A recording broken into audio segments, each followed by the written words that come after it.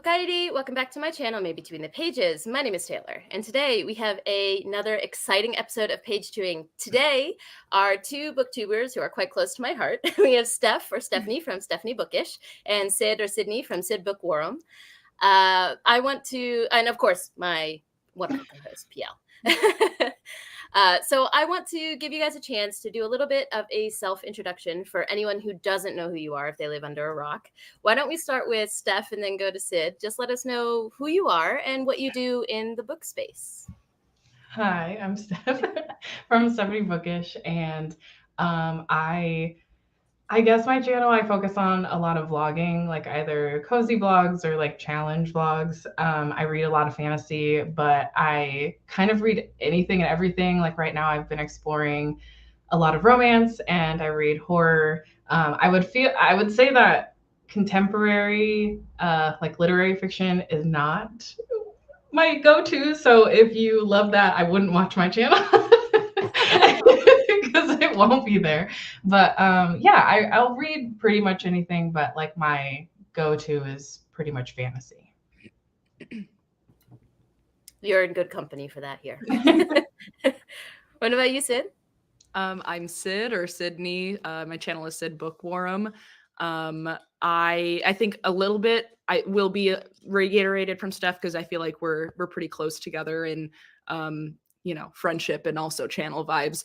I also do a lot of vlogs. I love a good challenge vlog. My favorite genre is fantasy. I do, however, like contemporary literary fiction though. So like you'd be in fine company here. Oh, my dog is going to start playing with her toy, so I'm sorry. But I also love like a good horror psychological thriller. Other than vlogs, oh boy, she is so cute. The other than vlogs, I think I also just do like my spin the bottle TBR game is a classic that I do every month. I try to do like quarterly books that are coming out every season sort of thing. But yeah, I mean, I try to be cozy. Sometimes it's chaotic, but it's fine. You're good. Oh, thanks. Cozy chaos. Yes, and just exactly. So you know, we welcome all pups on this channel, so she can make whatever noise she needs to make. I also just wanted to throw up some comments we have here. Gavin is here saying, Steph and Sid make the best videos. BookTube is blessed to have them. Definitely agree. Then we also have, so excited that Steph and Sid are doing this. Love your channels. Yes, 100%. I know.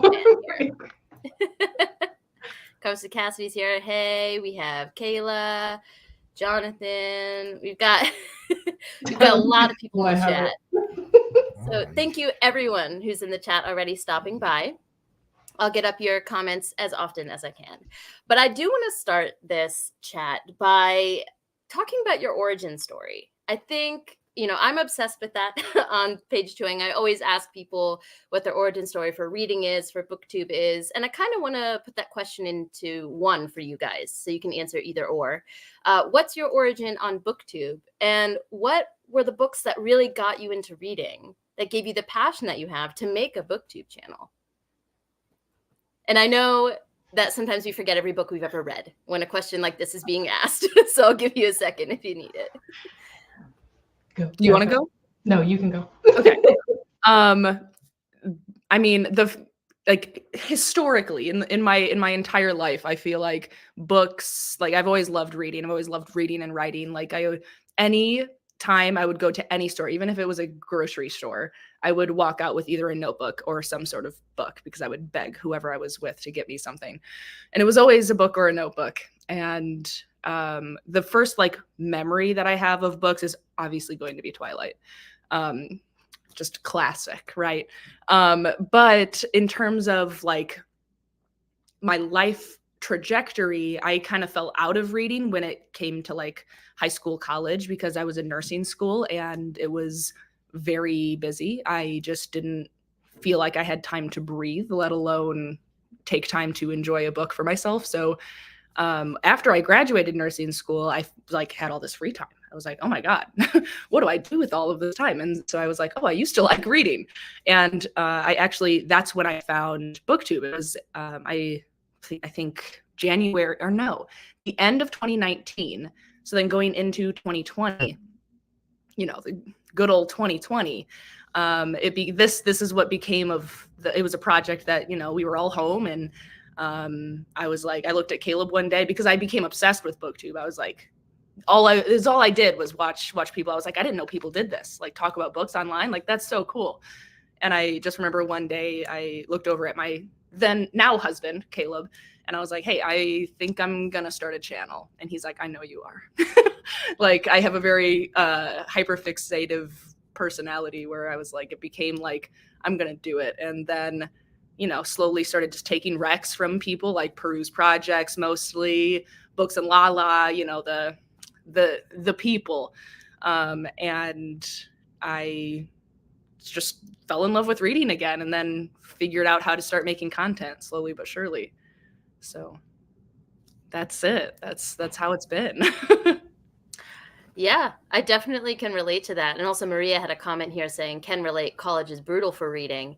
Yeah. And I think it really depends. I mean, I kind of went through that lull in high school because I was like on like 15 soccer teams. Like, I was just not, reading was not my focus. So I actually refound it again in college. But what's interesting is most people that I talk to say the lull had to do with some form of schooling, like at some point. Yeah.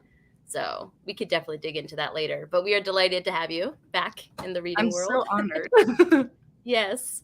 And I'll throw it out here just while we're talking for people who don't know. Sid and I did our first live together because we started around the same time when we were little itty bitty baby channels. It was Sasha from the Wild Sasha was like, anyone want to do a live? And Sid and I were like, me. And bless her heart, she let us on. So I'm sure that's in the archive somewhere if someone wants to find that. I don't know if I want to see it. Yeah, I'm guessing it's not up to par for her current stuff. That is so cute. But what about you, Steph? What's your origin story?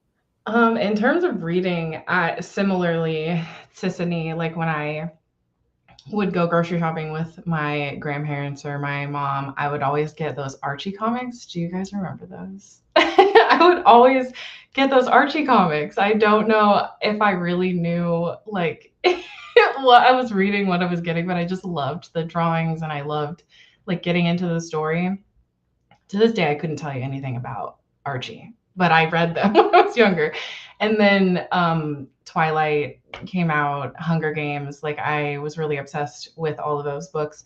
But when I was in my early 20s, like a lot of stuff happened in my life that just didn't allow for me to read. My brain was not in that place. And then I started college and then I did my master's, and I just, reading was not at the forefront, but I always have loved reading. It's been like an escapist thing for me.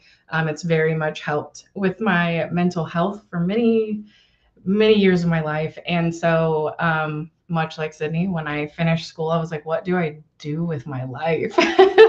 And so I once again was going through a really big life change where in the end of 2020, beginning of 2021, I moved from my hometown to Los Angeles to be with my partner, and I had no friends. It was the pandemic. I didn't have a job. I just finished my master's and I was like, I'm so lonely. So I decided to start BookTube, and I wanted to do it because I wanted to make friends and I really love reading and I like the process of creating. But I also really struggle with public speaking and talking and like being really insecure about how I talk and like how slowly I talk and pauses and things like that. So I thought that not only would it be a space to be able to create and get out all of those creative juices that I have, but also pairing it with reading and potentially getting better at public speaking and like being more confident in what I have to say. Cause like if I'm in a space where if I have to choose to talk or don't choose to talk, I'm usually the one not talking because I have such an insecurity about it. So it has helped me a lot. I still struggle with public speaking, but it has helped a lot. And I've made some amazing friends like Sid.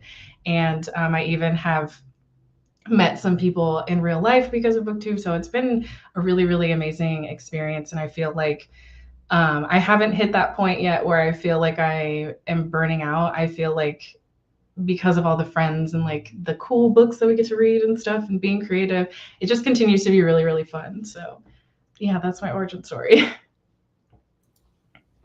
I love that. And you wouldn't be able to tell at all about the public speaking thing. You're nailing it. Like, literally, like, I know that people comment on Steph's video and say this, but I'm going to say it here. Like, she's so cozy. She is the epitome of cozy for me. Like, she is a comfort booktuber. Her voice is amazing. Like, everyone thinks it, but I understand, like, insecurities. I get it. But yeah, rest assured.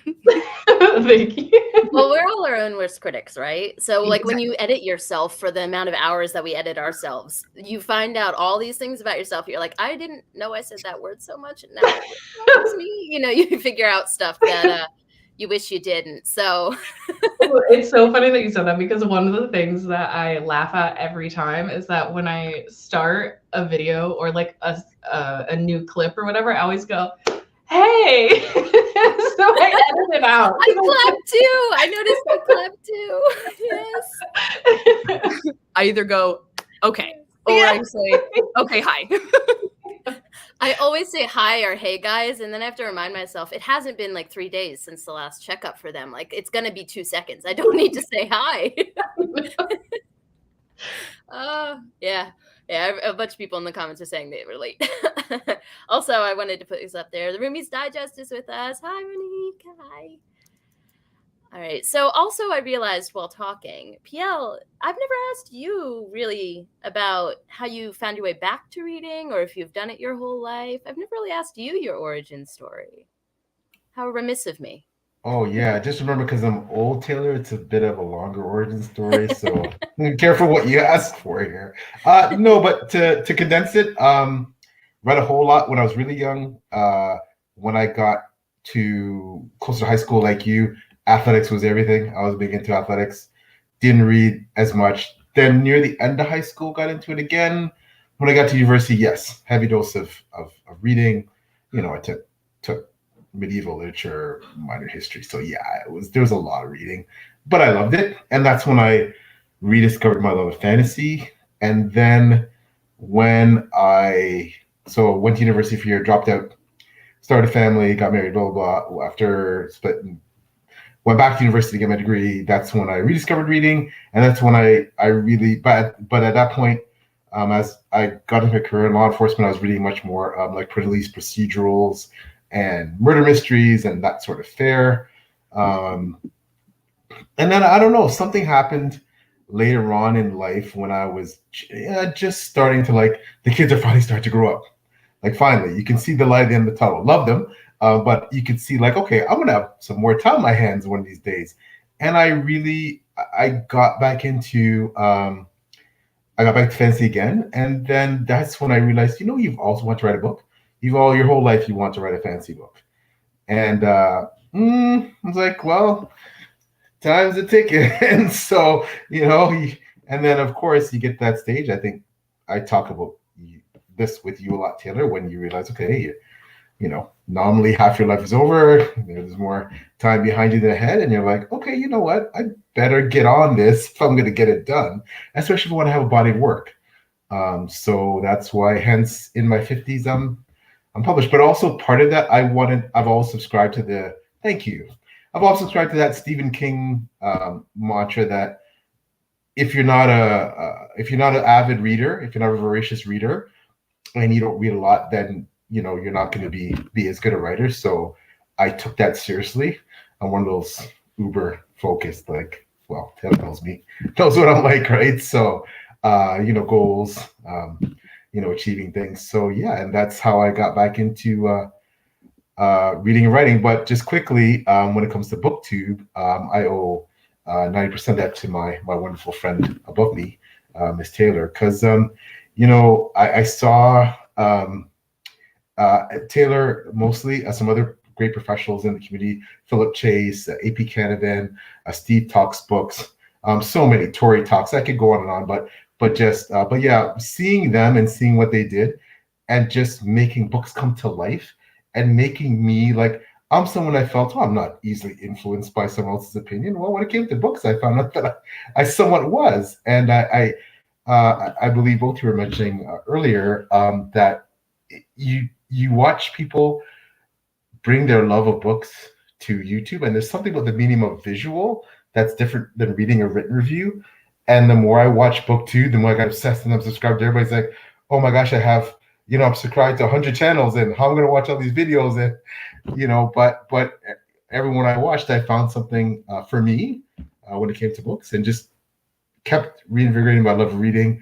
And then eventually I was like, mostly again thanks to Taylor and Steve, got the courage to start up a channel.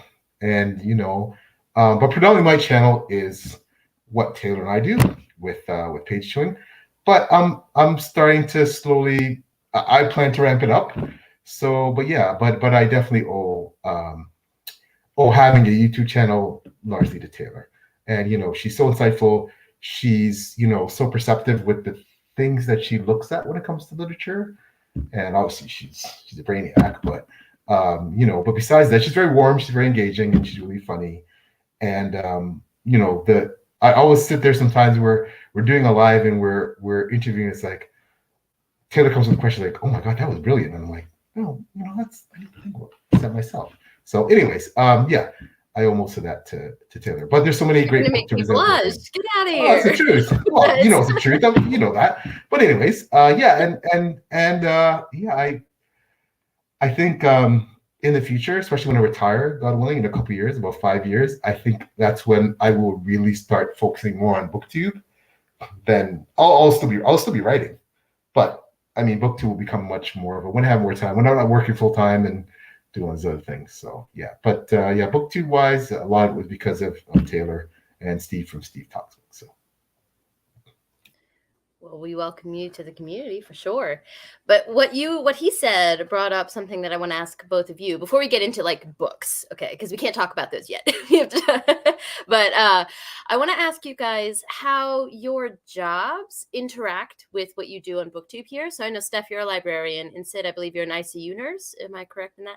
So you both have very different experiences, in the job world, but you both do the same thing on BookTube. So I'm curious if, Steph, maybe working at the library, it's hard to balance. Maybe it's too many book things sometimes, and you're like, God, I need to get away from this. Or for you, Sid, if you read more for an escape, or if you find yourself leaning towards heavier stuff because it helps you process what you go through at work. Like, I'm just wondering for you guys how your outside of BookTube life interacts with your BookTube life. So anyone who wants to take that can take that. Okay.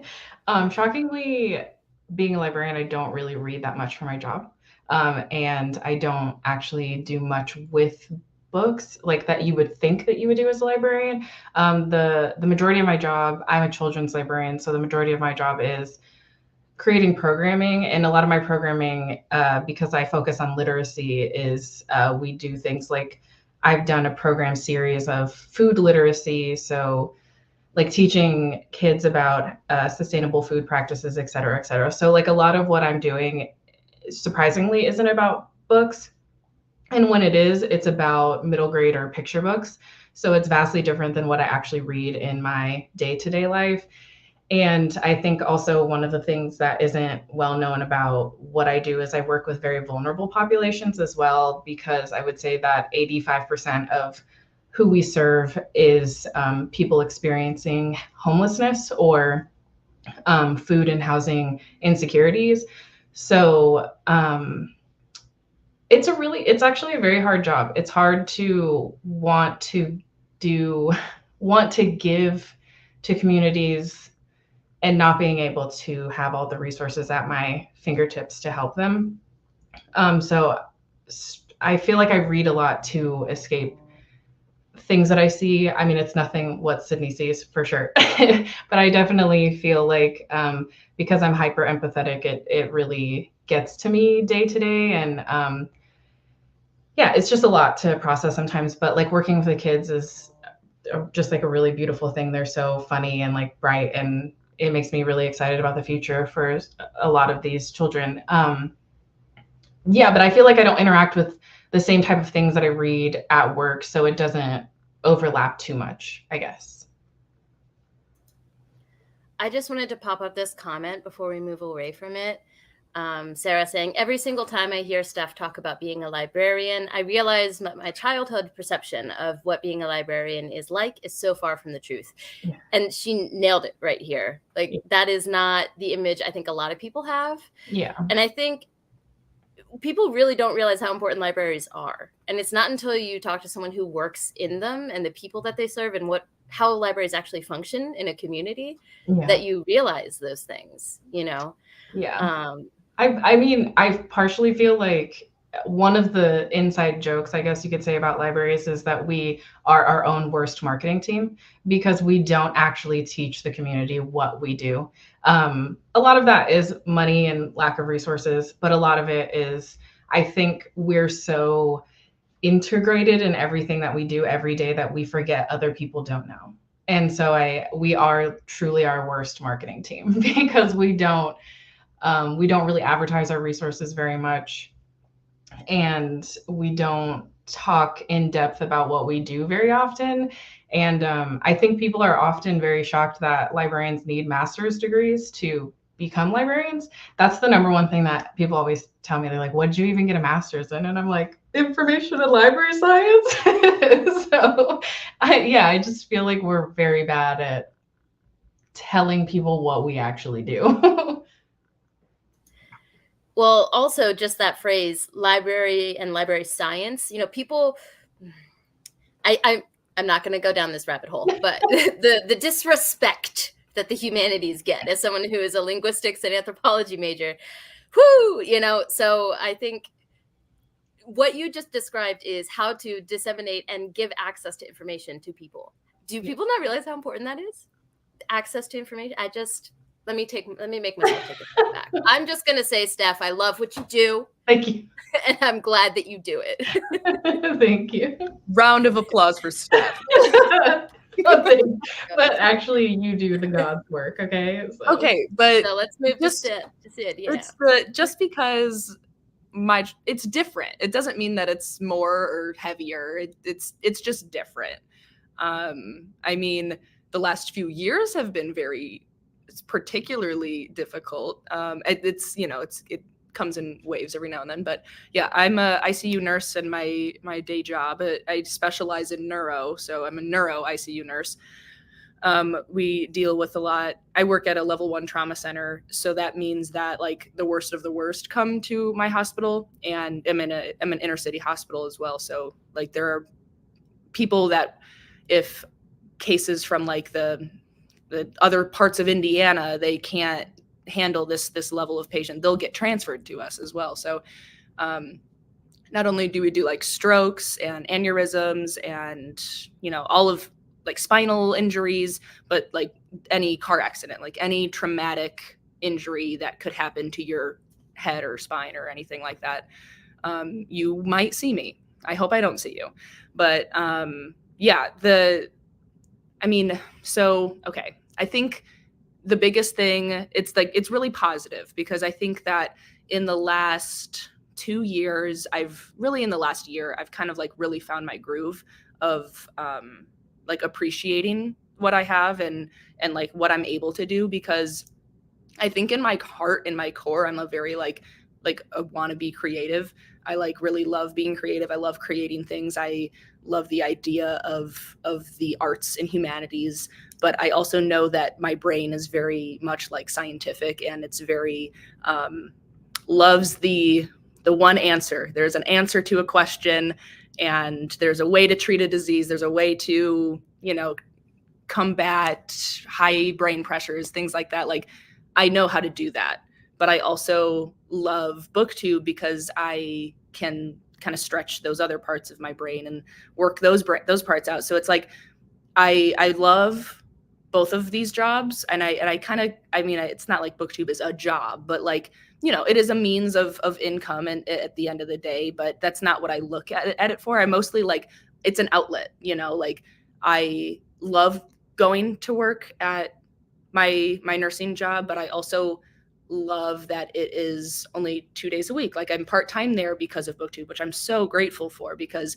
I'm able to stretch both parts of my brain, the both things that really interest me, which is, you know, taking care of people and using my like insanely critical thinking parts, but also being able to think about what intro would be the best, what would grab the most attention for this random video that I'm thinking about doing, or like, you know, trying to learn how to do short form content, because dear God, it's hard. Like it's fun to be able to do both. I think that the last year I finally found that groove, which has been really fun. So yeah, I don't really remember if there was a specific question other than that I was supposed to answer. No, not at all. That was perfect. Okay. just how those two worlds, you know, interact for you. Okay. Yeah. Because I think we often talk about like the BookTube online space as separate from our real life space, and I do that too. Which is just it's all a really weird gray area, right? So this year I'm hoping, fingers crossed, to go to Glasgow for Worldcon. PL is going to be there. Tons of other people are going to be there. So if I am able to go, these worlds are going to meet, and it's going to be very surreal. You both have met people from BookTube in real life as well, right? I think you both have, yeah. But the first person I met was Tammy from Tammy Tries to Read. She came to Tokyo. She and I are even like, she started at the same time as Sid and I. So like she was like my first BookTube friend. And that was very surreal. She's like, hey, I'm in Tokyo. I was like, well, that's not that far from Fukuoka. Like, I can pop up there. So it's a very, it's really cool, basically, when those two worlds can crash, to put it super eloquently. But let's move away from outside, like talking about the space of BookTube, and talk about actual books, which is maybe what people are here for. I don't know. So for you guys, I know that you read a plethora of genres, and I think, Sid, do you call yourself a mood reader? Or ooh, see, that's funny, because like yes, now I do.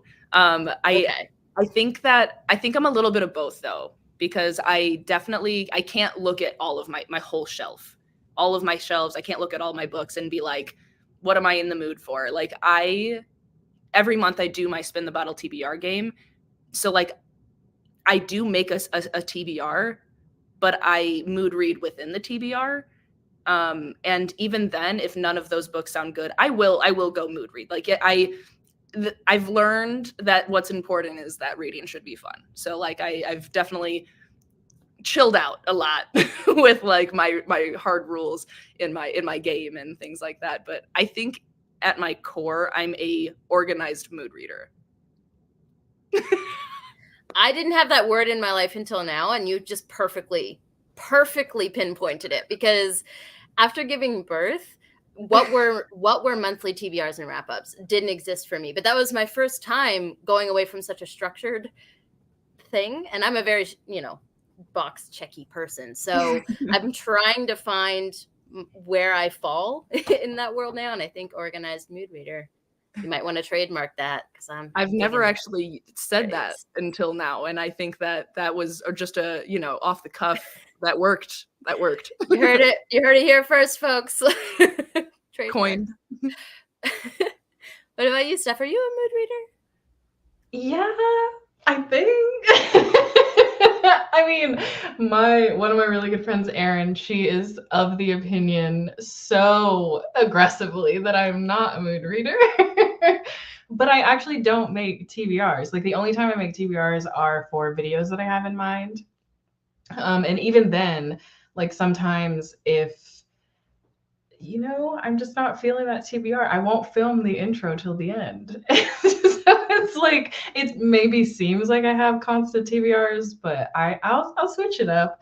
But I find that if I have too strict of a TBR, I burn out really easily with being excited about reading, and I'll just go on like a TV bender. So yeah, I like organized mood reading. I really like that idea, because I do feel like sometimes I can stick to a TBR and I'm really excited about it for specific videos, but then other times I'm like, yeah, I don't want to read any of this, so I'm going to change the whole TBR and I'm going to film that intro a little bit later. So, I don't know. I feel like we all went through this collective phase of being obsessed with read-alongs. Am I the only one who knows this for like about 1 to 2 years, myself included? I think we all wanted, well, it was during that special time in 2020. So we all wanted to feel connected, I think is one. Yeah. But also like the excitement of being able to read with someone else, because it's such a solitary hobby in itself. I think everyone got caught up in that excitement. And then all of us burned out in the same year. We're like, yeah, I'm not buddy reading nothing. Like it's over. So I feel like it's interesting because I've noticed the same evolution in myself that I see in other booktubers that I watch that started around the same time as me, where we were all gung-ho about buddy reads, and now we're all like, yeah, I like your TBR, I'm gonna do mine, you know, I support you from the distance, you got this. You know? Yeah, I find that within the community, I don't buddy read as much because I'm really bad at sticking to it. But in my Patreon, it is pure chaos. Like it'll be literally one person will say one book and suddenly there are 15 of us that are buddy reading it. And I don't know how I got here in my life, but this is where I'm at.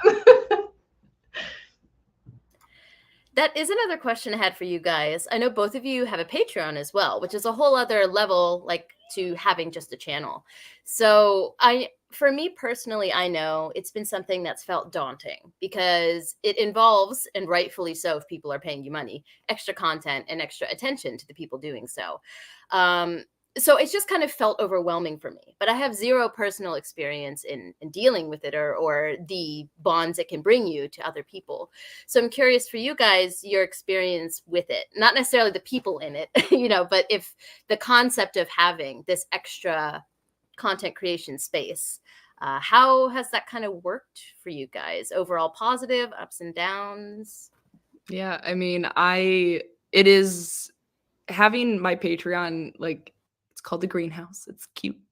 But it's literally the reason that I'm still here. Like the reason that I want, like, I love, of course, like I talked about before, I like the act of creating content and being creative, but like at its core, like having this little close-knit community of like little family of people, it's like it's next level. It's nothing, there's nothing better. Like I could literally cry right now thinking about it. Like I'm literally tearing up. Like we have lifelong friends. There's people that, I mean, we don't have to get into it because I'll just start crying, but like literally just having the space is like, it's everything. It's the community. It's the, like, people just being chaotic all the time. Like there are, like, in the Discord that, you know, we both have our separate, but we're both part of each other's Patreons as well.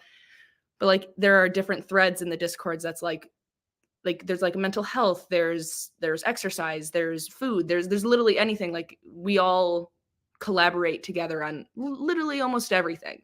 And it's just such an amazing, wholesome place. And I think that for both of ours, but like, I mean, of course, I started it, of course, and it is really daunting because it's like these people are like, they're paying me and I have, like, it's a scary thing, but like at the end of the day, it is why I wanted to start a booktube channel, because I wanted that community. I wanted that, like, that familial, like, close-knit, wholesome feeling. And that's it.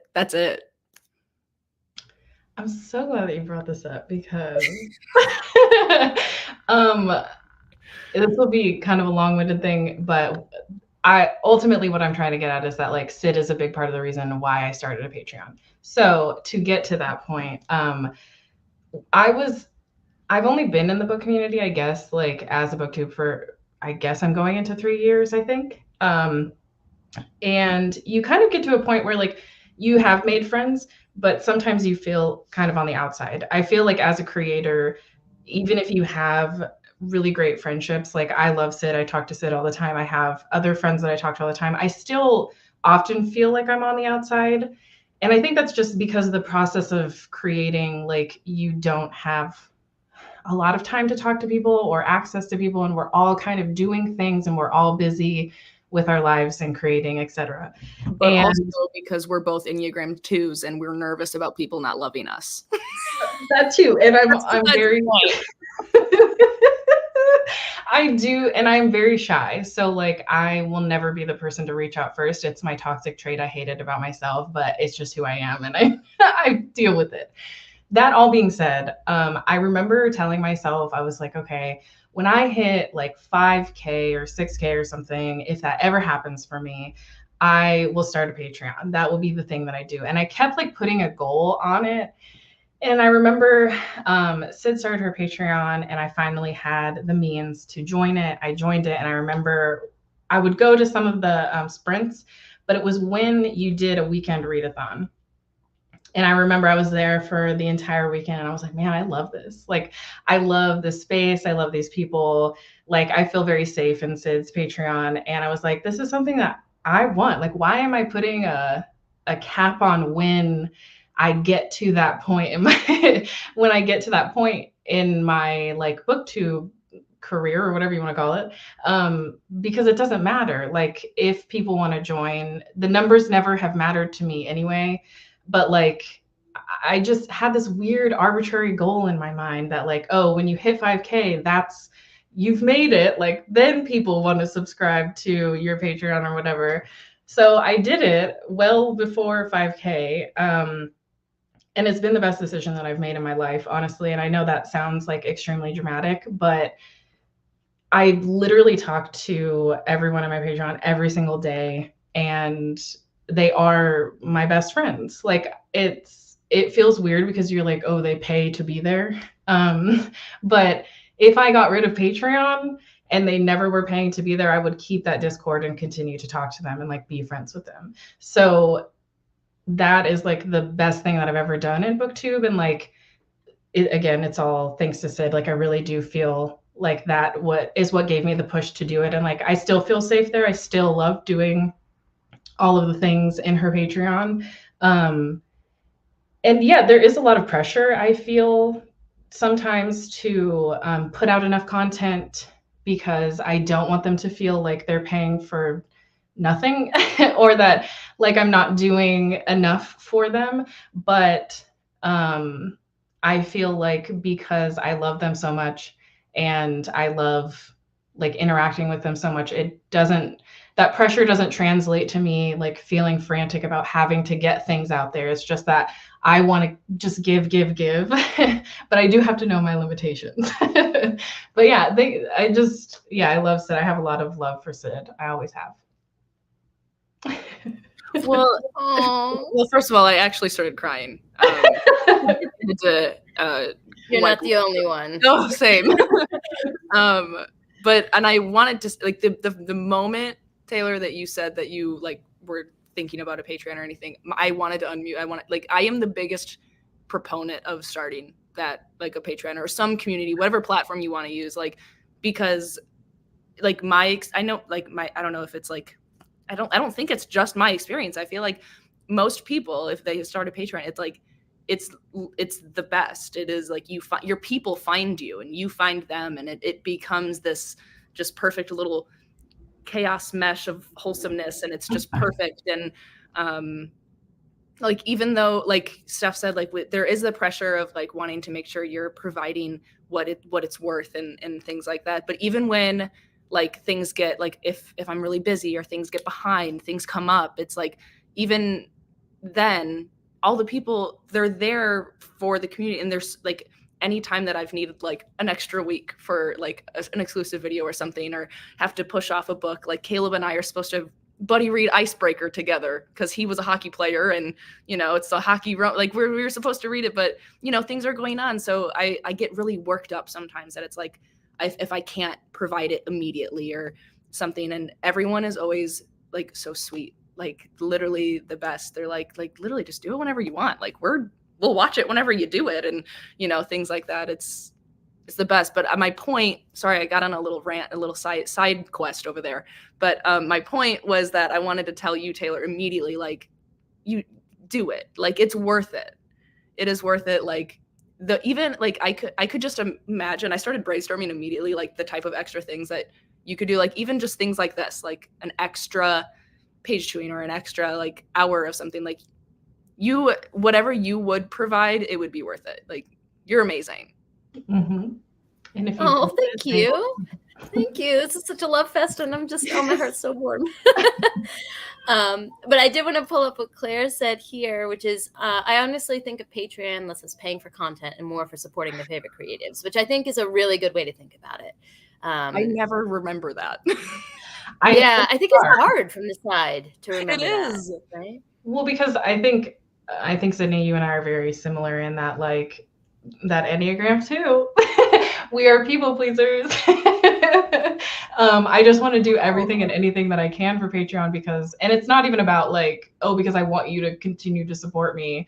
It's because, like going back to, you guys have given me so much with Patreon, like, you know, still living in a space where I have made some friends, but I still don't know a lot of people here. And I've lived here the majority of the pandemic. So for me, like, Patreon has been such a safe space, not only mine, but Sid's and a few other friends, like, where I feel made lifelong friends, and it doesn't matter that they don't live in the same city as me. Like, I talk to them all the time. But what is even more, like, it just makes my heart so full is watching them become best friends. Because it's like, I'm sure that if I also feel on the outside and lonely and stuff, I would have joined a space to find friends and to be able to actually successfully, like, find those friends. And the fact that, like, they'll meet up together and, like, hang out, I'm like, what? It's crazy. I love it so much. What's striking me about this conversation, I don't know if it's hitting you the same way, PL, but this reminds me of the indie community. So PL and I are very much in the indie world, and the Discords there, the effort people put in for literally $0 to support people, get the word out, create safe spaces for people to talk about what they enjoy. It's incredible. I don't know, PL, if you're getting the same vibes I am. Absolutely. And I think what's also striking me is that, and Taylor and I talk about this all the time, is from hearing from Sid and Steph that, you know, times I'm the graybeard here, you know, all three, you're probably younger to be my daughters, but I remember a time when, you know, when it came to finding and meeting your tribe, that had to be done in person. But now you can find your tribe that live halfway across the world or across, you know, virtually the circumference of the world away, and they can be as close to you as your siblings. And that's a phenomenon that, you know, I think people need to understand that the genuineness of relationships now, there's, you know, being physically separated from someone, that's not a barrier anymore. I think we see that it's so poignant and it's illustrated so well when it comes to things like Patreon. And all of the booktubers that I talk to that have Patreons, and whether they have huge followings or not, they all, exactly what Steph and Sid are saying, they echo that. They echo that precisely, in that, you know, the reason why they're, you know, a lot of them say, I want to quit, but my Patreon. I want to give up, but, you know, I had this, but my Patreon, I can't do it, right? They're my tribe, they're my community. And even if, you know, I had no subscribers, I still want to kind of do this thing with them. And that's so much of my life that I can't abandon that.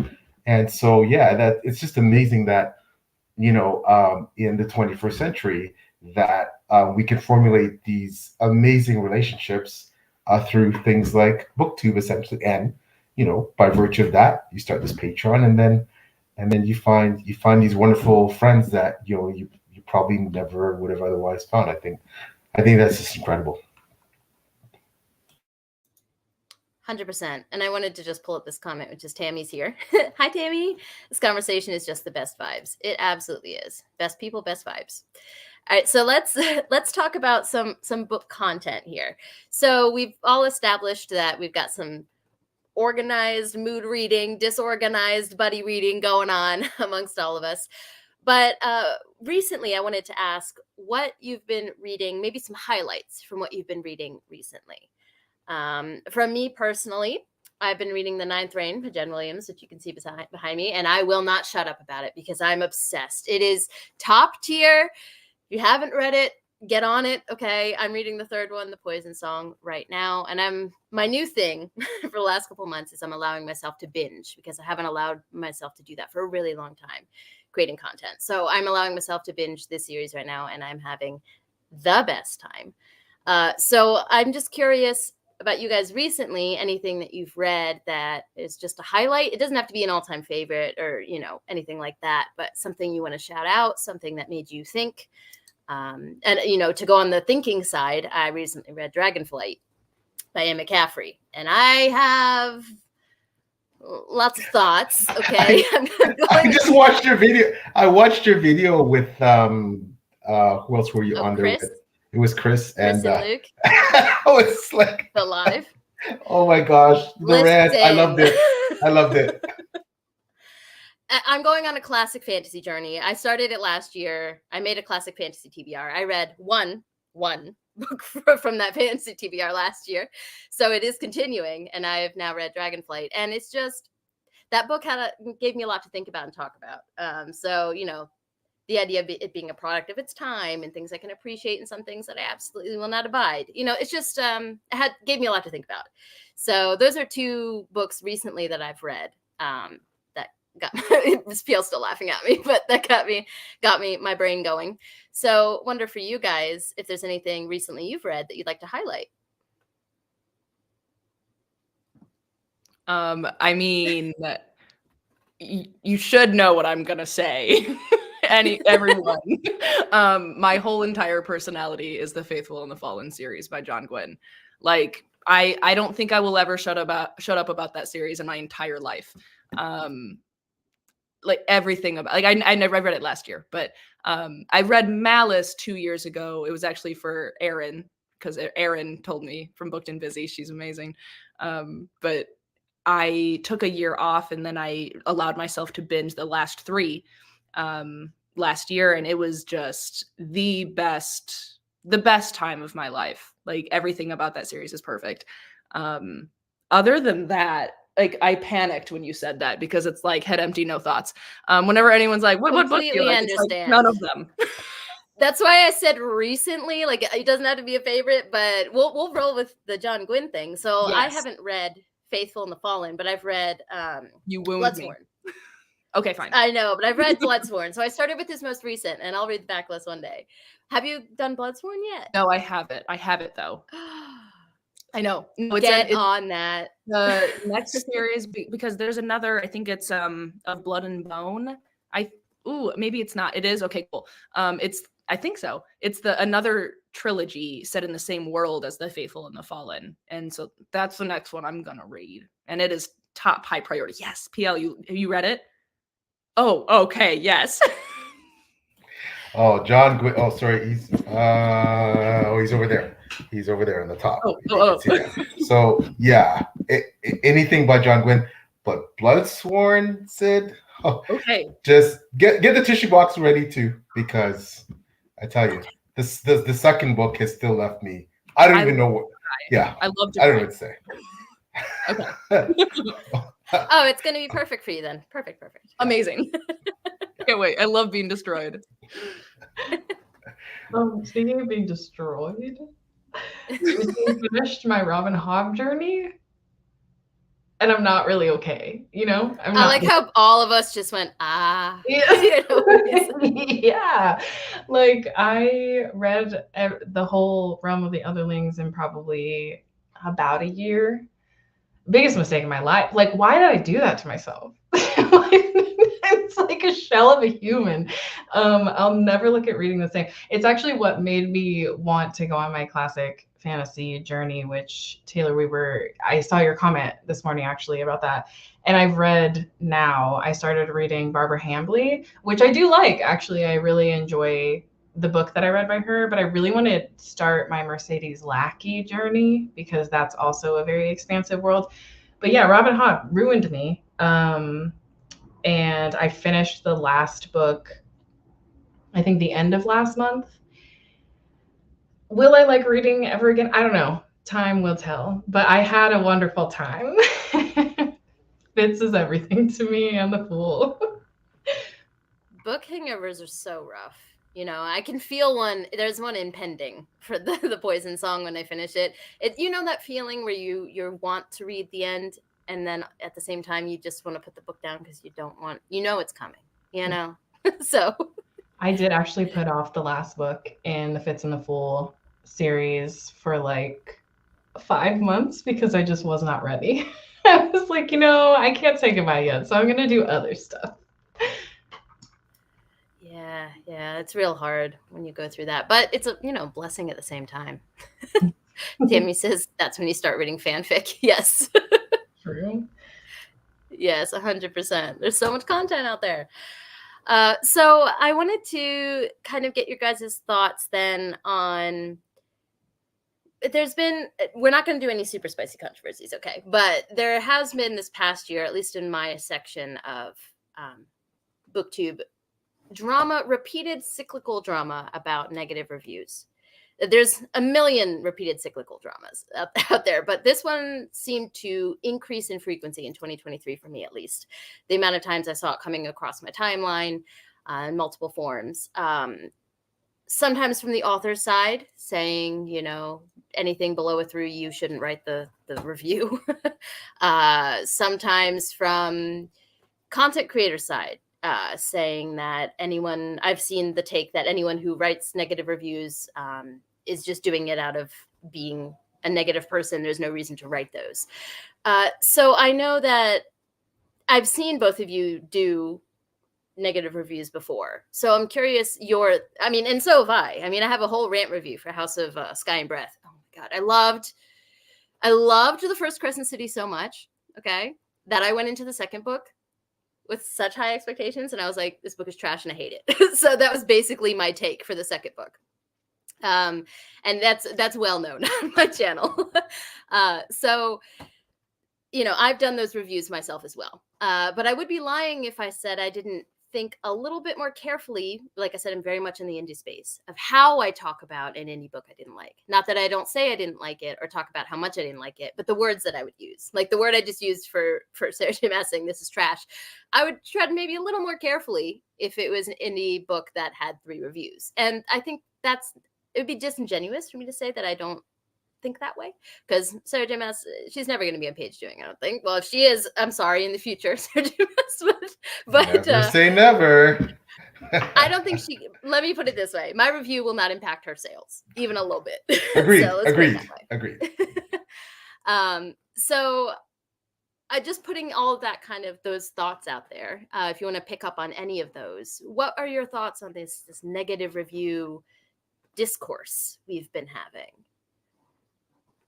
I struggle because I obviously give negative reviews. I think there's obviously a difference between doing a negative review because you genuinely didn't like the book, which is fair, or doing it because you want to do a rant review for the sake of doing a rant review, which they're valid forms of reviewing. I mean, I've definitely found books that I end up loving because somebody ranted about it and they talked about things that they hated that I was like, oh, I actually like that in a book.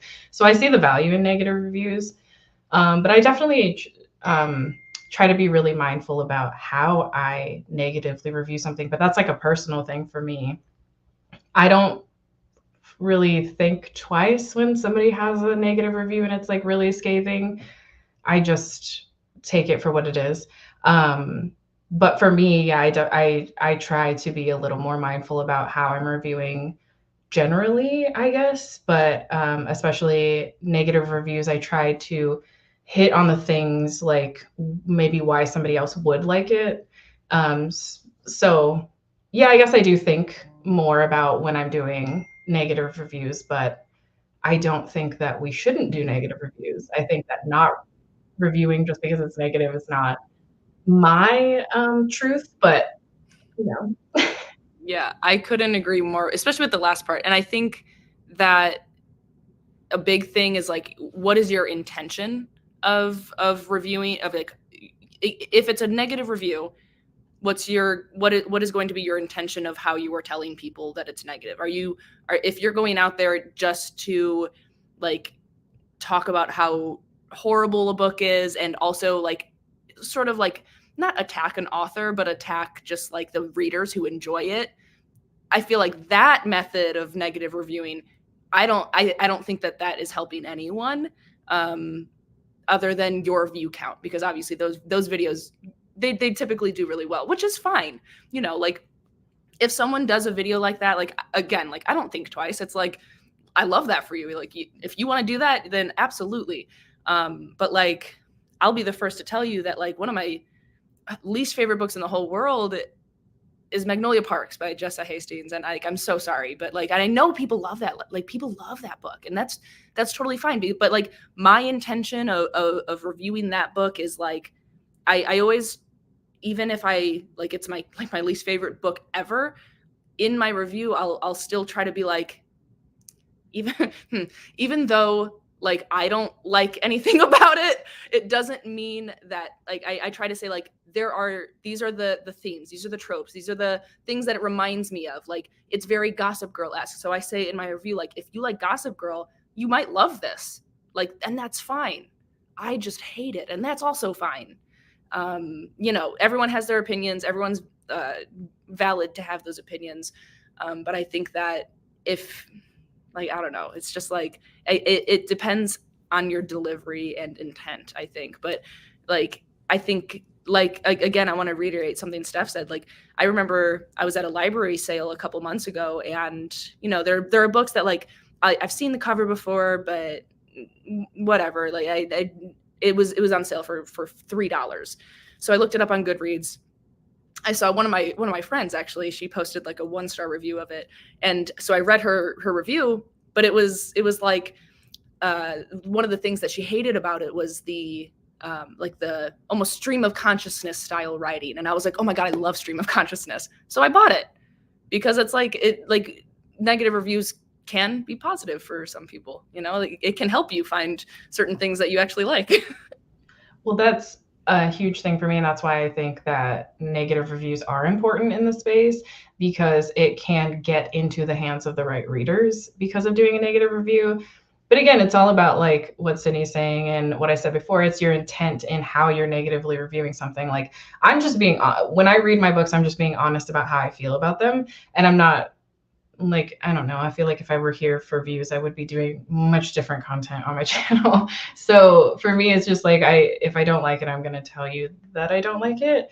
But I feel like that can be a positive because it can get into the hands of the right people who do like it and then go on to review it very highly, hopefully.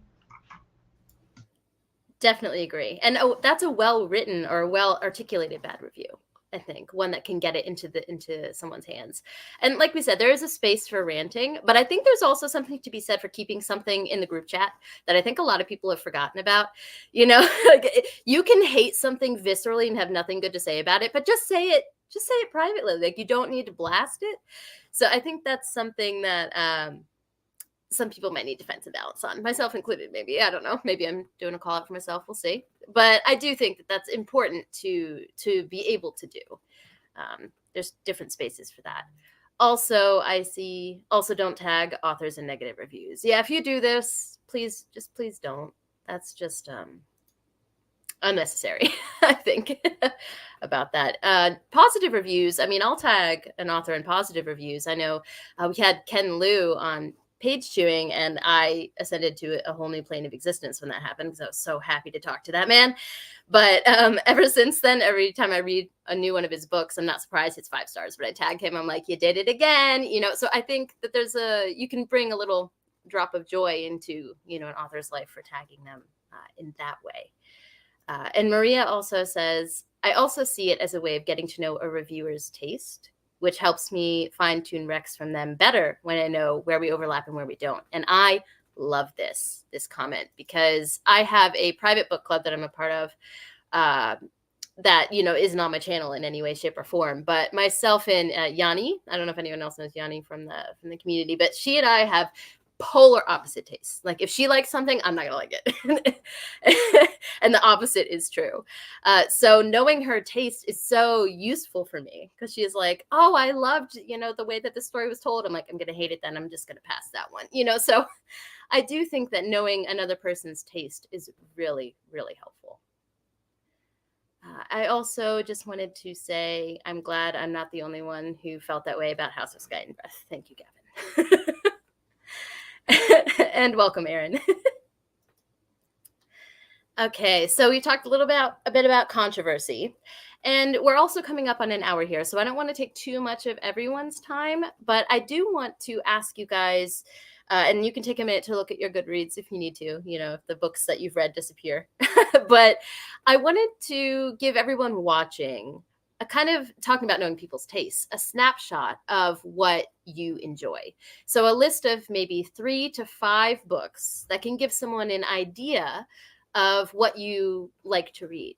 I'll go first to give you guys some time. I didn't prepare, but I'll look. So I always ask these questions and I don't prepare. Very professional. So how do you live? Behind me is a translated Japanese classic that became my personality for a whole year after I read it. I'm obsessed with it. It was supposed to be the basis for the new Ghibli film. I think the English name is The Boy and the Heron, but the Japanese name is the same as the classic. So Kimi Tachi wa Dou Ikiru ka it's the same as the book. And I was so excited to go see it here. But Ghibli did this thing where they decided not to do any advertisement for it, I guess, flexing their muscles. People are going to show up anyway. They know this.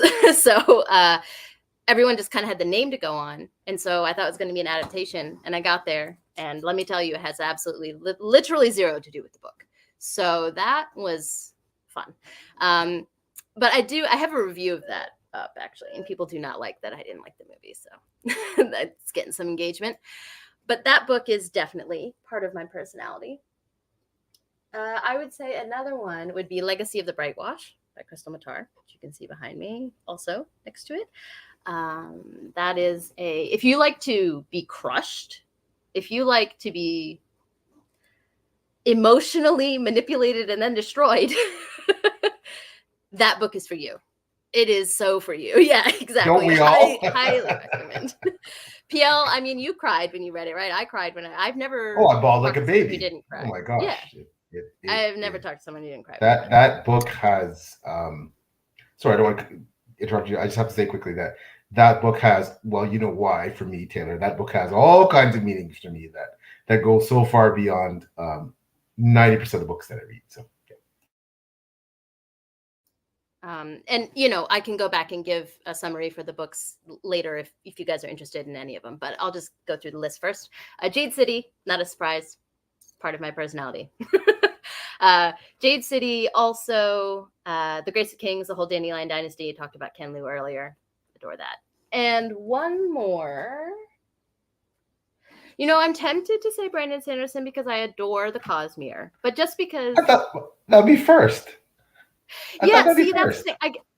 I've taken a break from him because I have read all of his stuff, right? So I guess he is not fresh in my mind right now. But I adore all of the Cosmere. But everyone knows about him. So let me just, place that with one more. I would say, what else is part of my personality? I had one in my head. P. Djeli Clark's novellas. So A Master of Jinn isn't like my all-time favorite, but his novellas, his short fiction, absolutely adore it. So I'd say that's kind of a snapshot of what I read. So maybe I can pass it off to Steph and Sid. If you've got anywhere from 3 to 5, give people an idea. I think I have it. Okay, so fantasy-wise, it's always Greenbone Saga. The whole thing, all of them, collectively tore me to pieces.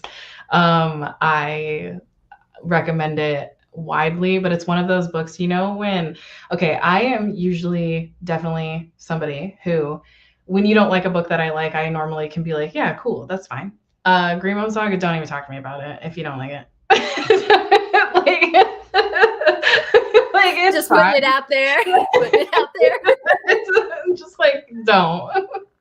I guess I could say the same for The Realm of the Otherlings, because I think that like changed my DNA in some type of way that I can't really figure out yet, and I'll evaluate at a different time. But that like fundamentally changed me. But also I think Greenbone Saga and Realm of the Elderlings they changed me as a reader and kind of have changed what I look for in books, which then led me to Sword of Kaigen, which is just like written on my heart. I sobbed so many times through that book. Absolutely love Sword of Kaigen. I think about that book like way too often, that it's probably not healthy how often I think about it. And then I would say that Crying in H Mart, which is a memoir by Michelle Zauner, who is also the lead singer of Japanese Breakfast. So not to get like extremely personal, but like I lost my mom and my mama, my aunt, between the age of 17 and 20. And so it was all to cancer, and it was like a very, very hard time in my life. And Michelle Zauner's memoir is actually about her journey of losing her mom to cancer. And she was not fairly older than me, but a bit older than me when that happened for her. But it was the first time that I allowed myself to pick up anything that had to do with like losing your mom, because my grandmother and my mom were both my mom, if that makes sense. And so it was like the first time that I ever allowed myself to explore grief and to test out if I could handle it. And I honestly, like, I was 4 pages into it, I was already sobbing, but it was the first time that somebody was able to put into words the way that I felt about losing my mom at a young age and realizing that I was never going to be able to have her at my wedding. I was never going to be able to have her through all of these huge life moments with me. And especially my grandmother as well. It was the first time that somebody put that into words in a way that I felt so seen, because grief is so different for everybody. And it doesn't matter if you've lost somebody in the same exact way. You're never going to feel the same ways about that, because your relationships with people are so vastly different and unique. And so even my grief for my mom and my mama is just vastly different. But this was the first time that it was put into words in a way that I just, like, it holds such a special place in my heart. And I know that that book has not been a hit for everybody because they haven't liked the writing style, but it's definitely part of my DNA at this point. And I guess I would say The Good House by Tananarive Due as well, because it was one of the first books that like really got me into horror. And it was just like one of those moments where I realized, because I am a chicken and I cannot watch horror. So it was one of the first times that I read a horror book and I was like, wow, this is like perfection. And then it led me down a path of reading more grief horror, and grief horror has become like my favorite subgenre of horror. And The Good House does have a lot of grief aspects in it. And so now, because of Crying in H Mart and The Good House, I feel like there's like a catharsis for me for exploring grief. So those are probably written on my DNA somewhere. Well, thank you for sharing that. I really do appreciate it. That's a heavy thing to let out into the world. So thank you for taking the time to do that. But I do see some people connecting with with all of your choices here. Sword of Kaigen is the best torment. Yes. Yes. The middle of that book was just crushing, soul crushing. All right. So, we had also, this is your sign to start reading Crying in H Mart. I'm assuming that this is something that was supposed to happen for a while and has not. Yeah, we all have those. I recently finally read The Helm of Midnight, and that haunted my TBRs for literally 3 years. So I have no soapbox to stand on. I've made a short list. I've written down a couple keywords. Small offering. Small offering for page chewing. I like Steph. I mean, I read a little bit of everything. I definitely have favorite genres, but like these are most, if not this. Okay, not all. These are most of these. All of these are written in my DNA, but this is not all of them. You know what I'm saying? Favorite genre, fantasy. We already talked about Faithful and the Fallen. Like, that's number one. I'm going to continue on and say that Jade Legacy is like always one of my favorite books forever. Always will forever be up there. I love a good Legends and Lattes and Bookshops and Bone Dust moment. Love a cozy fantasy. Found that out, and that was a super cute moment for me. Other thing is like Starless Sea.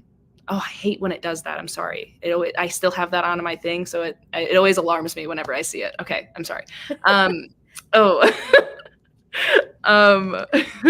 The Starless Sea. That's another one that's like, I just reread that in January for my book club, actually, and it's just like the perfect level of pretentiousness, the most lyrical, flowery writing. Like I love like lyrical writing and flower. It's so beautiful, and it gets really weird. And yes, like if anything is described as like pretentious and lyrical, I'm in.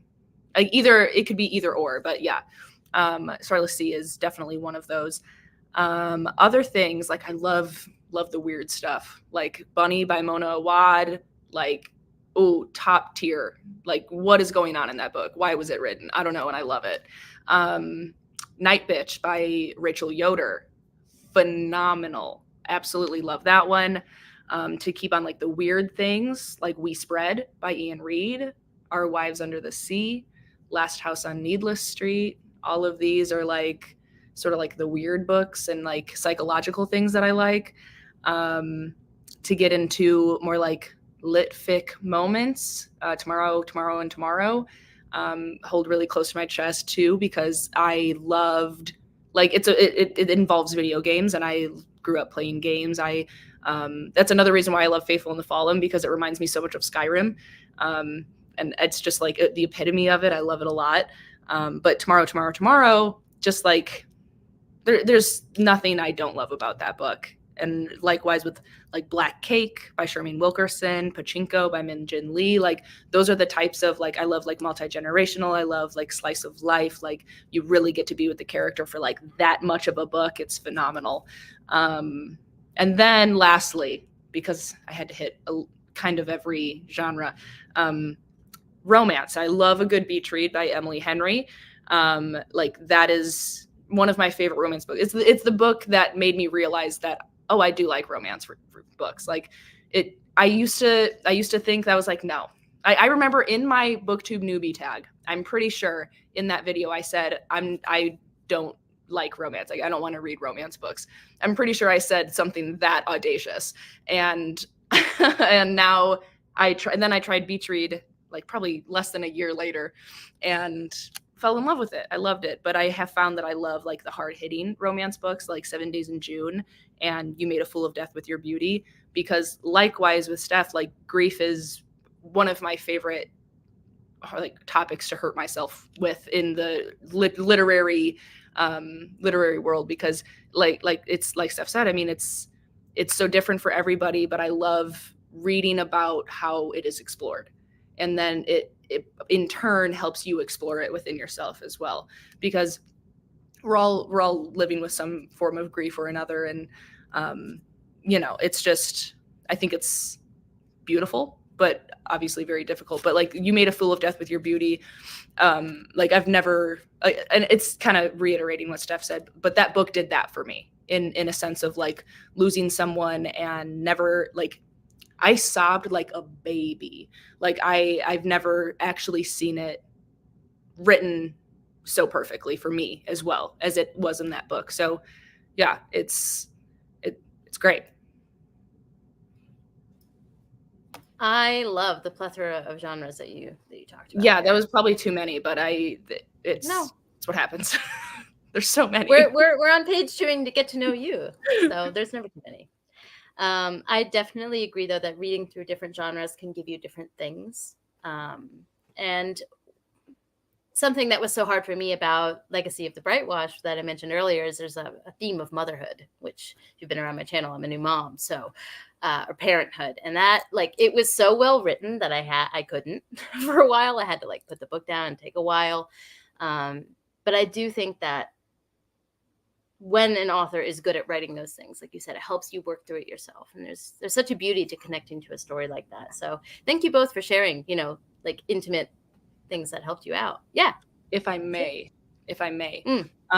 for that reason, I would like you to read Night Bitch by Rachel Yoder.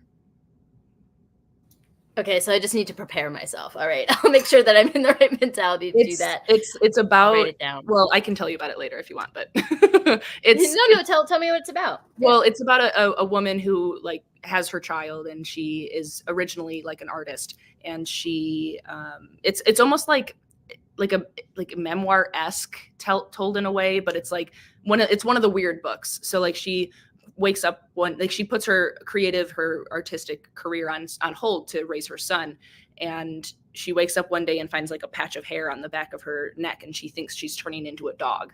And like she is going through, like, it's a little bit fever dreamy where like we're actually following her where she's actually a dog, and it's like she's becoming this more like animalistic style of person, and getting in touch with those like base needs inside of her body. And she like it's about like growing as a mother, growing as a parent, but and like raising your kid in a way that, you know, you can still be that creative person. And she like finds a way to do both, and it's like a really beautiful, really weird sort of book. And I loved it so much, because motherhood and parenthood is something that is really scary, and that's something that, you know, like that is something that's, I don't know, scary for my brain, is like starting a family, but like not being able to separate or like still be myself and still have my passions and things like that, you know?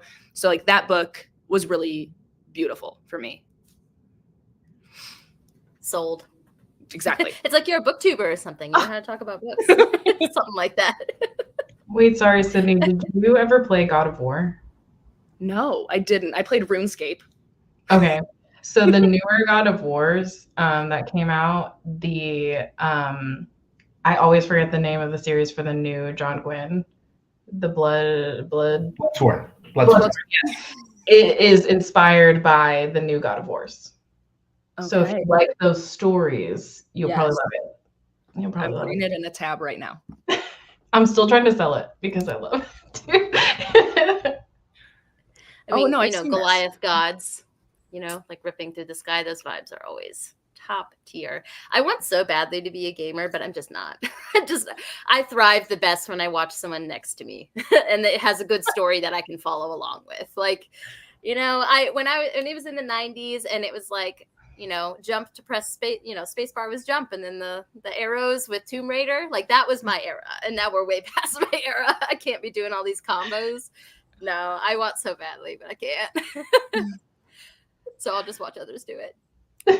We have God of War is so good. It is. Someone else agrees. And I just wanted to put this up here for some P. Jelly Clark love. I really love P. Jelly Clark's short story collection, And Out There Screaming, edited by Jordan Peele. It's titled Hide and Seek, if I'm remembering correctly. Yeah, that's one of his short stories I haven't read yet. But Clark is just he's a master of his craft. Isn't that, what's the book called? I just read it last year. Master of Gin? Scream Shout? Isn't it? Wait. Yeah. Ring Shout. Ring Shout. Thank you. I was like, it's one of those. Okay, yeah. Just putting pieces of the puzzle together. Yes. Okay, yeah. Yeah, we actually, when we had him on Page Doing, he talked about Ring Shout and talked about the origin of like the monsters in that book. Fascinating. He has written so well. Mm-hmm. Yeah, and he has like a PhD in historical or something like that. Or PhD in historical. That's not how words work, but you get what I mean. History. He has a PhD in something to do with history. I was going to say historical research, but then that didn't sound right, so I abandoned it. But yeah, just fantastic author. So shouting that out. And also we have some Tomb Raider love in the chat. Just perfection. All right, so let's move to finish out this interview here. Let's talk a little bit about the future. So what you guys want to read more of or have planned for the future of your channels. It could be genres you want to read more of. It could be types of videos you'd like to delve into more, or I don't know, if you want to talk about your Patreon, you know, things you want to do for your Patreon, or just things that people can look forward to with your content going forward. Like for me, I want to do more discussion-based videos. You can look for Page Doing to continuously be expanding. You know, PL and I are really excited about what we're doing here. Things like that. So maybe just let people know what they can look forward to. I think one thing that is on the forefront of my mind, like I definitely am someone who I love a good like list video. Like this Sunday, tomorrow's Sunday. Oh my God, I have to finish editing tomorrow's video. But tomorrow's video, like that moment was so real. I'm sorry. That was genuine. Oh my God. Wow. Okay. I'll be up late. It's fine. But like, I love list videos. Like, I'll never stop doing them. Like, for tomorrow I looked up what Kindle Unlimited books were most downloaded in 2023. And then I read the top 3 romance ones. Like, I love those, like, almost clickbaity, but like, I love those like list videos. I think they're super fun. I also want to do more like expedition sort of videos and vlogs where like Caleb's my husband, we go to like some place for a weekend and we have like a book that we are reading or something like that, like some sort of like travel involved. I want to do that more. And in terms of like genres, I think that I know, like, I want to read more nonfiction first and foremost, but also like historical fiction too. I think that nonfiction is just, I should be prioritizing it more, because I know every time I read one, you learn more about like the world and the human condition and people's experiences, but also you just learn more about yourself and things. But also historical fiction, I think that it's character based, like I know that in the past I've read historical fiction and liked it, but I just don't gravitate towards it. So I just want to, like, I'll still always be a fantasy girly at heart, but like, I just want to kind of round out a little bit more in terms of genres. But yeah, I mean, I think that might be all that my brain has right now. It's more than enough. I made a goal for myself this year. I had 2 goals, and it was to read more backlist books and to have fun. And that sounds silly, but I really have been trying to rely on doing like weekly vlogs where maybe I put a twist on them with like things that I want to do, but like having more fun making vlogs and like not being so rigid on specific types of videos that I want to get out, because like I had mentioned previously, sometimes when I do make a strict TBR for a video, I can get a little burnt out by things like that. I used to have a series on my channel that was very much like every month I had very specific books that were picked for me. And so it became kind of difficult, but I still want to get back to that, because one of my favorite things is featuring other people on my channel and like showcasing people that I love watching, or maybe like obviously ones that I love watching, but like maybe smaller channels or this, that, or the other thing. It's one of my favorite things, and I want to continue doing that. And then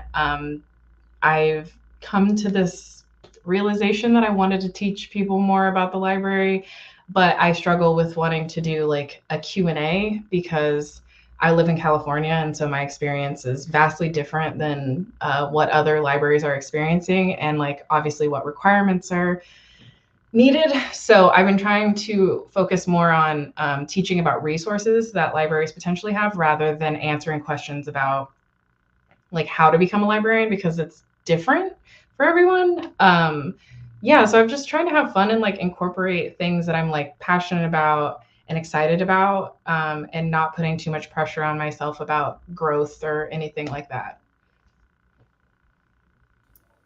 Can definitely connect with that last comment you made there, not emphasizing growth, because I feel like at the beginning I was a little more focused on that, and now I'm just like coasting. I love the community, I love what I do, and it is what it is. If growth happens, if it doesn't, it is what it is, like I said. So and I also love the idea of what both of you talked about like challenge vlogs. I've been enjoying those a lot recently. I have a plan to do one for like rereading all my favorites and seeing if I still love them. So that kind of concept I think is really fun. And you are 2 of the creators who have inspired me to do more of those. So thanks for that. Before we go though, I just want to make sure, I wanted to put this up. The most recent library vlog was amazing, and I learned so much about a resource my library had that I had no idea I had access to. And yes, I did watch your vlog where you talked about this. It was like a recommendation resource that libraries have, right? Yeah, it's called Novelist, and it, in theory, is like a recommendations.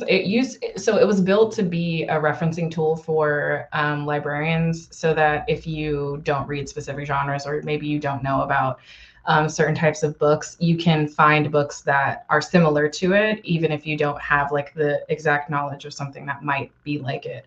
And I was excited that in the last, like, I think it was the last 5 years, they've made it accessible publicly, which it wasn't before.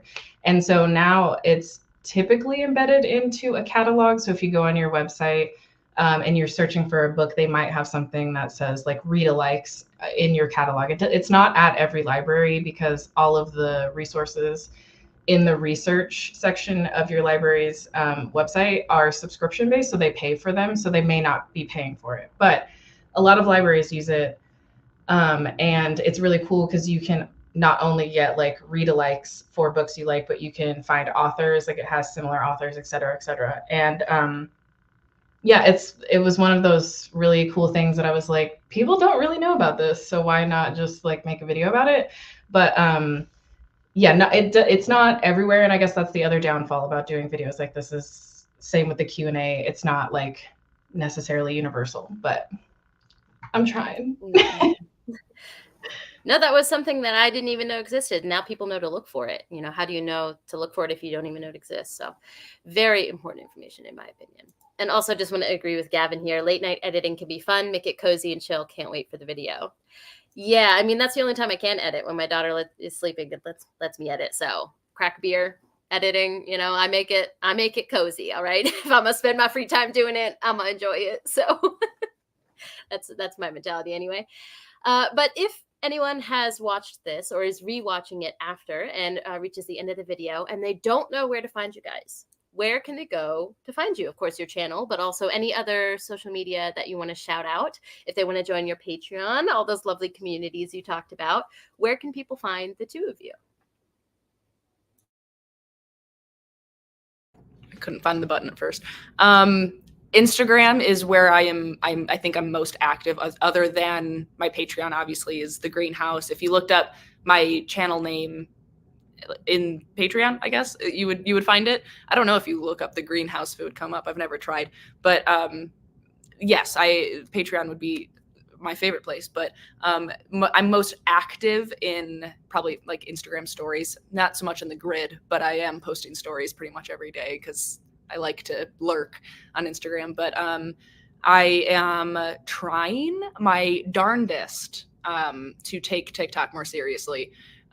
It's so difficult to do long form content and then also switch your brain to do short form. So I think I said it earlier, like I'm trying real hard to learn how to do that and do like YouTube shorts. But yeah, I think mostly it's here, YouTube and Instagram. I don't think there's really anywhere else unless I'm forgetting. But yeah, I think those would be the easiest places to find me.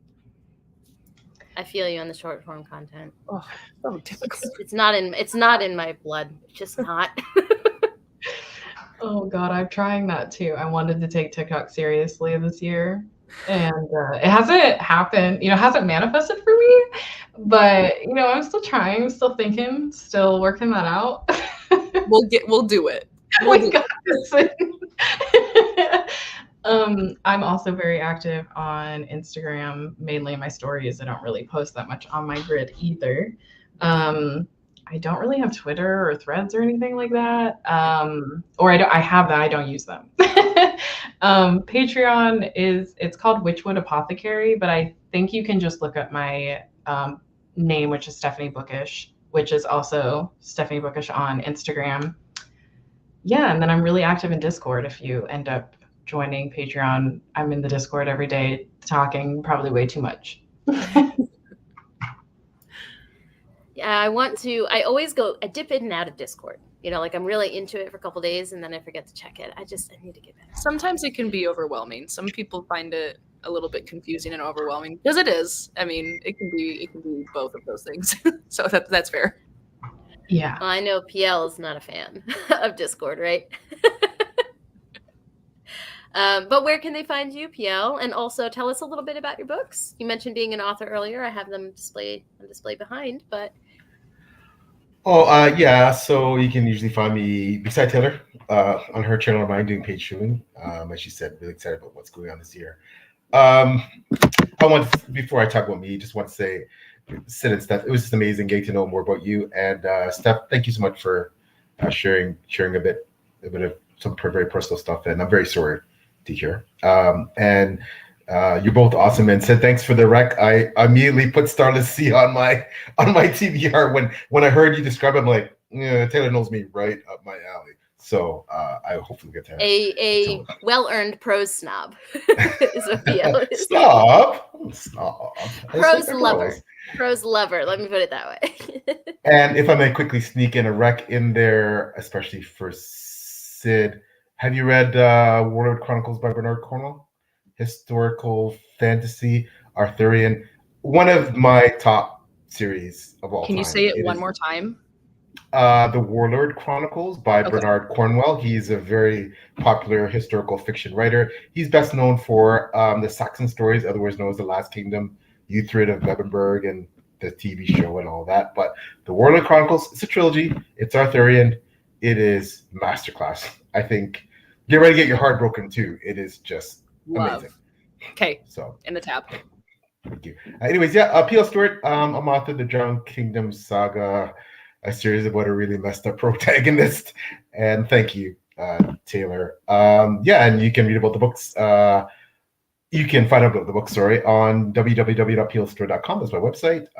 They're on Goodreads, they're on Amazon, they're on Barnes & Nobles, they're where you buy your books. It's not for everybody, but I think it's a series that hopefully will make you think. And my newest book in the 7-book Drowned Kingdom saga just came out. I don't even have a copy yet. It is A Lion's Pride. It is book 4, and it's a pivotal book in the series. It's just kind of, let's just say, it's crazy. A lot of stuff happens.